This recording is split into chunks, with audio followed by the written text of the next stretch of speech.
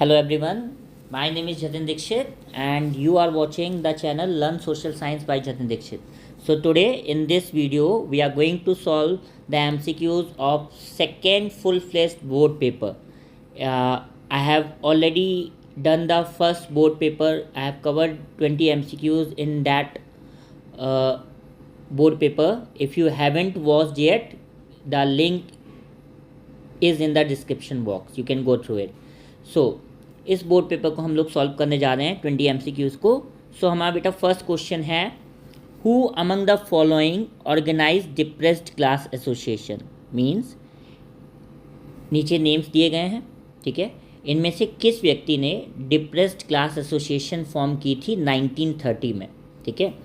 अब पहले तो हमें बेटा ये पता होना चाहिए कि जो डिप्रेस्ड क्लास एसोसिएशन है, ठीक है, ये किसके लिए बनाई गई थी. ये बनाई गई थी बेटा दलित्स के लिए. किसके लिए बनाई गई थी? दलित्स के लिए, राइट. और ये किसने बनाई थी? ए है ऑप्शन ईवी पैरियर, बी है ज्योतिबा फूले, सी है बेटा BR अम्बेडकर एंड डी है महात्मा गांधी. सो दलित को सपोर्ट करने वाले दलित लीडर हमारे फादर ऑफ इंडियन कॉन्स्टिट्यूशन थे BR Ambedkar, right. So c is the correct answer. Question number 2 है बेटा, which one of the following reasons was called as favoured city of gold. ये question आपके chapter number 3 making of the global world से है, history के, right. सो इनमें से किस शहर को फेवर्ड सिटी ऑफ गोल्ड कहा जाता था, ठीक है.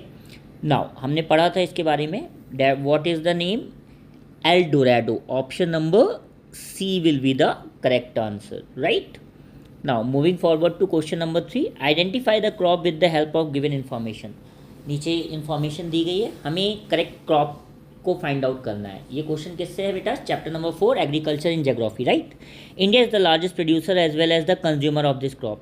This crop provides the major source of protein in a vegetarian diet. This crop needs less moisture and survives even in dry conditions. This crop is mostly grown in rotation with other crops. अब you have to tell that what is the crop, ठीक है. अब largest consumer भी है और producer भी है, ठीक है. तो सिंपल सी बात है, इंडिया लार्जेस्ट प्रोड्यूसर राइस का तो नहीं है, तो rice could not be the answer, ठीक है. और बाजरा इतना कोई खाता भी नहीं है, राइट. व्हीट खाया तो जाता है बट कंपेयर टू राइस हमें डाउट है, राइट. तो आंसर क्या होगा? Option number c, pulses, right. Next question है बेटा, question number 4, look at the picture given below and select the correct option from the following. हमें ये पिक्चर देखनी है और इसमें से करेक्ट ऑप्शन सेलेक्ट करना है. अब विच of the following aspects best signifies this image of Germania. अब ये तो हमें क्लियर कर दिया गया है क्वेश्चन में ही कि ये इमेज जर्मेनिया की है, ठीक है. अब ये क्या सिग्निफाई कर रही है, ये जो इमेज है हमें क्या सिग्निफाई कर रही है, that we have to tell, ठीक है. अब हमने as a protector of Germany, option number a, b as a protector of a child, option number b, c as a protector of German Rhine, option number c, d as a guardian of women rights, ठीक है. तो हमने history के chapter number 1 the rise of national in Europe में क्या पढ़ा था? Option number c will be the correct line, as a protector of German Rhine, ठीक है. नेक्स्ट है बेटा, moving forward to question number 5, fill in the blanks with appropriate option, ठीक है. हमें फिलअप करना है. Dash begin to maintain index of prohibited books in Rome during 1558. किसने मेंटेन की थी प्रोहिबिटेड बुक्स? प्रोहिबिटेड का मतलब होता है something that is not legal to publish, means इनकी पब्लिश पे रोक थी, ठीक है, रोम में 1558 में. तो कौन बुक्स को पब्लिश नहीं कराना चाहेगा रोम में? ऑब्वियस सी बात है बेटा, ए चर्च. क्यों? उस समय बेटा रोमन कैथोलिक चर्च जो था, ठीक है, ये बहुत ज़्यादा इलीगल प्रैक्टिसेस कर रहा था, ठीक है. और इसके खिलाफ जब रेनेसा वाला टाइम पीरियड आया यूरोप में या रोम में, राइट, तो क्या हुआ? प्रोटेस्टेंट मूवमेंट चलने लगी. और प्रोटेस्टेंट मूवमेंट के लीडर कौन थे? Martin Luther. कौन लीडर थे बेटा? Martin Luther, right. अब जब मार्टिन ल्यूथर लीडर थे तो कई सारी साइंटिफिक रेवोल्यूशन हुआ यूरोप में, कई सारी बुक्स प्रिंट की जाने लगीं और इन बुक्स में क्या लिखा होता था? ट्रुथ, सच लिखा होता था। किसके बारे में? इल प्रैक्टिसेस ऑफ चर्च के बारे में, इल प्रैक्टिसेस ऑफ चर्च। तो चर्च नहीं चाहेगा उसके खिलाफ कुछ गलत लिखा जाए, राइट? सो क्या आंसर होगा क्वेश्चन नंबर 5 का बेटा? It's simple, option number A will be the correct answer. 6th है बेटा, match column 1 with column 2 and select the correct option from the following. ठीक है, अब हमें मैचिंग करनी है, मतलब हमें डेफिनेशन फाइंड आउट करनी है।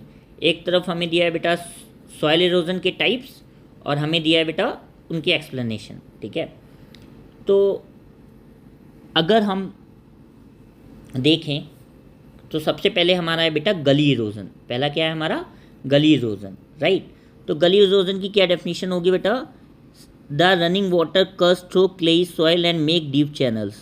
तो ए का क्या हो जाएगा? थर्ड। ठीक है, वी क्या है बेटा? Wind erosion. विंड इरोजन की क्या होगा?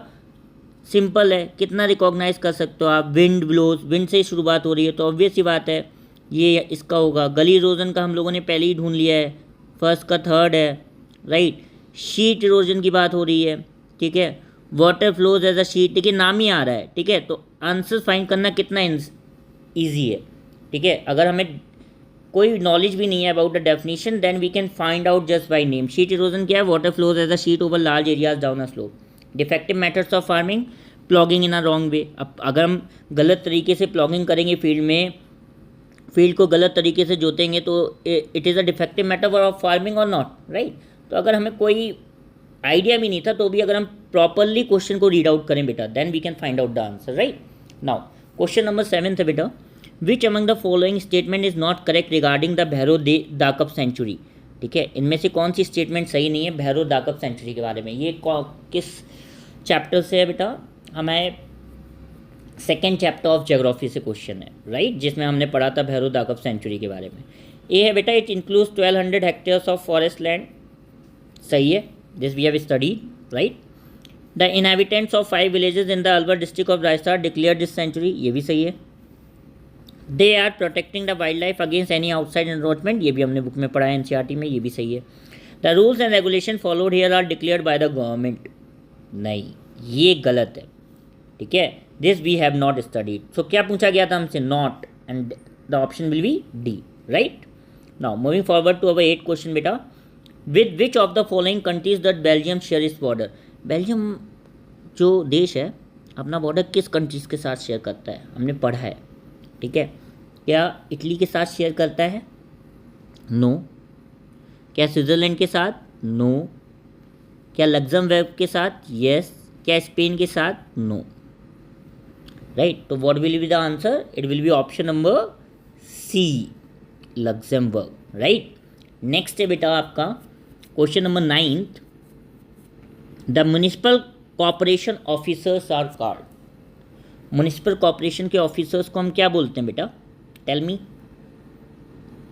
मेयर। और म्युनिसिपैलिटीज़ को क्या बोलते हैं? चेयरमैन,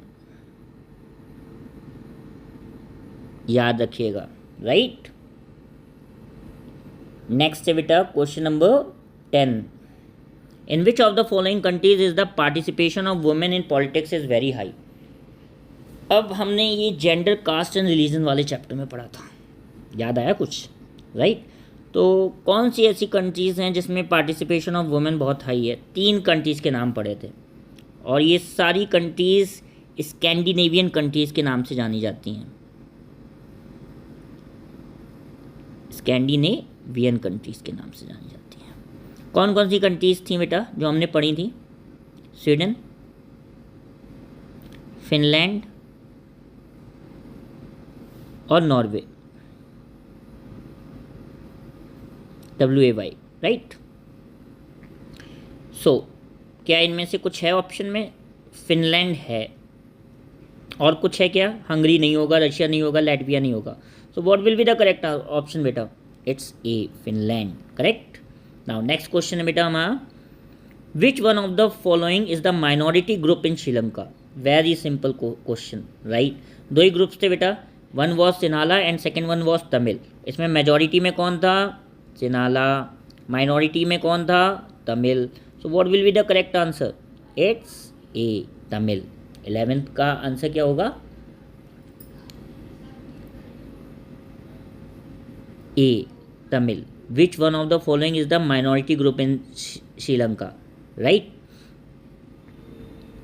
नेक्स्ट है बेटा क्वेश्चन आपका, which one of the following factors does not play a significant role in the economic development of the country.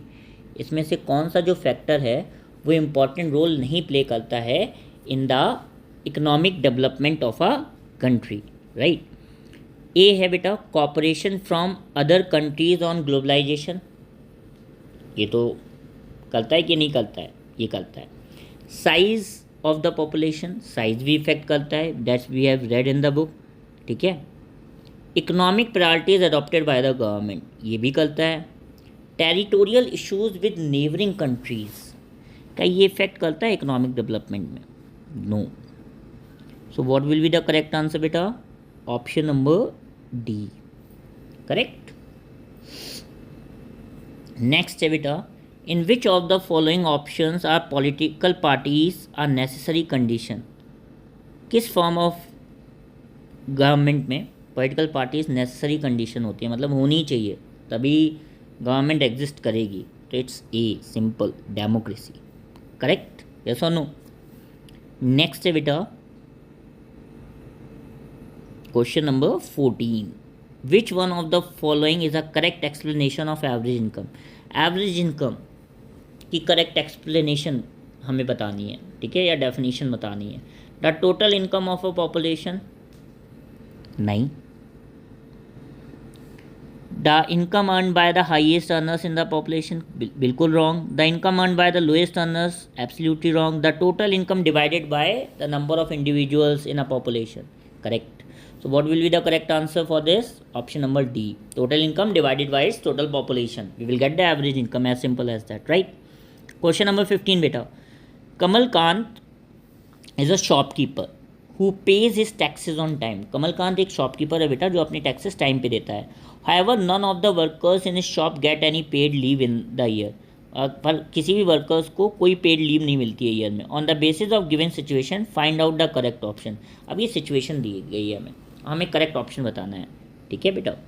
अब ये सिचुएशन कैसी है? ये सिचुएशन है बेटा हमारे chapter number 2 sectors of Indian economy, economics से, सेक्टर्स वाला। अब सेक्टर्स में हम जानते हैं कि अगर हम एम्प्लॉयमेंट के बेसिस पे देखें तो एक सेक्टर होता है ऑर्गेनाइज्ड और दूसरा होता है बेटा हमारा अनऑर्गेनाइज्ड,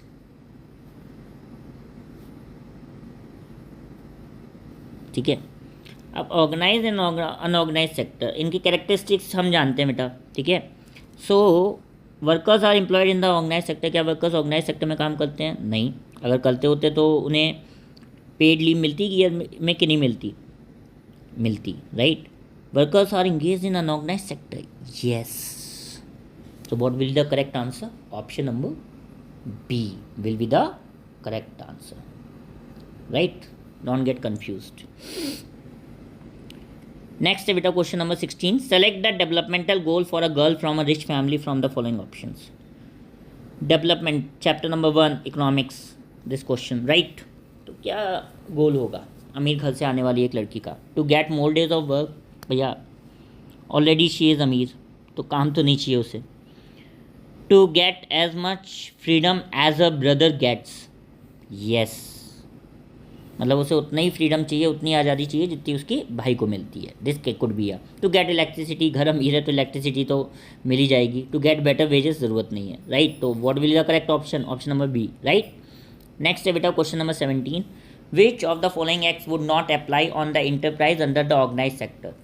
मतलब कोई भी कंपनी अगर ऑर्गेनाइज सेक्टर में है तो इसमें से कौन सा एक्ट अप्लाई नहीं होगा उस पर, राइट। तो हमने कौन कौन से एक्ट्स के बारे में पढ़ा था ऑर्गेनाइज सेक्टर में, अगर आपको याद हो, second chapter sectors of Indian economy में, राइट। मिनिमम वेजेस एक्ट था, national rural employment guarantee act, NREGA नहीं था, फैक्ट्रीज एक्ट था, पेमेंट ग्रेचुटी एक्ट था, तो what will be the correct option? Option number b correct. Now moving forward to question number 18 बेटा. Which of the following is not a feature of multinational company? Means there are some features given of MNCs. MNCs are the prime condition for the globalization process. मतलब जो globalisation होता है बेटा world में, उसको कौन सबसे ज़्यादा फास्ट पेस पे प्रोग्रेसफुल बनाती हैं? MNCs, multinational companies, right. So कौन सा फीचर नहीं है? It controls production in more than one nation, ये तो है feature, correct. B, it sets up factories where it is close to the market, सही है. MNC वहीं पे फैक्ट्री खोलेगी जब मार्केट क्लोज होगा. It organises production in complex ways, अलग अलग तरीक़ों से प्रोडक्शन करती है, it is also the correct. D, it employees labour only from its own country, ये गलत है. फॉर एग्जाम्पल ओप्पो क्या इंडियन कंपनी है? नहीं. सैमसंग क्या इंडियन कंपनी है? नहीं. पैनासोनिक क्या इंडियन कंपनी है? नहीं. MNCs हैं, यस. सो क्या ये इंडियन लेबर्स से वर्क नहीं कराती हैं? क्या आपने जो इलेक्ट्रिकल अप्लाइंसेज या मोबाइल फ़ोन्स जो ये कंपनियां बेचती हैं इंडिया में, क्या सारे के सारे इनके जो एम्प्लॉयज़ हैं वो फॉरेन से आके यहाँ पे बनाते हैं क्या इनकी कंपनीज में? नहीं. तो what will the correct option? Option number d, right. Now question number 19 बेटा. Why are poor household still depend on informal sources of credit? आज भी पुअर हाउस होल्ड्स क्यों इनफॉर्मल सोर्सेज पे डिपेंड हैं for credit? A, due to the absence of collateral security, yes, हमें पहले ही option मिल जाता है. गांव में क्या, क्योंकि बेटा गरीब हैं तो उनके पास कोई कोलेट्रल नहीं होता है. कोलेट्रल क्या होता है? एक सिक्योरिटी जो आप बैंक को देते हो कि जब तक आप लोन जो लिया है आपने वो रीपे ना कर दो तब तक उसे को एज एन एसेट रख सकती है बैंक. और बाई चांस आप डिफ़ॉल्टर बन जाओ, लोन ना रीपे करो, तो वही कोलेट्रल बेच के बैंक अपना पैसा ले लेगी, राइट. तो क्योंकि गरीब लोगों के पास कोई कोलेट्रल नहीं होता है इसलिए उन्हें इनफॉर्मल सेक्टर से लोन लेना पड़ता है. तो 19 का what will the correct option? A. Now last 20. Which one of the following is a far-reaching change in the economic policy of India in 1991? It is again a simple question. Liberalization of Indian economy topic से जो last chapter है आपके economics का, globalisation, उससे ये question है. तो क्या हमारा मेजर पॉलिसी चेंज था इकोनॉमिक पॉलिसी 1991 में? Tell me. A, removing barriers on trade. B, putting barriers on foreign trade. C, restrictions on foreign policies. D, protection to domestic and foreign producers. It would be option number A, removing the trade barriers, right. क्यों? इससे किसको फ़ायदा मिला था? Indian producers को, right. और उस समय ये किसने किया था? डॉक्टर मनमोहन सिंह, जो उस टाइम के आपके फाइनेंस सेक्रेटरी थे. रिमेंबर दिस कि लिबरलाइजेशन लाने में सबसे बड़ा योगदान किसका है? डॉक्टर मनमोहन सिंह का, who was finance secretary during that time, right. So I hope that you all have understood the questions and their answers very well. If you have any doubt you can pin me in the comment box. Please share this video with your friends and cousins that are in class 10th, and do like, share and subscribe my channel for more such informative content. Thank you everyone. Have a very good day.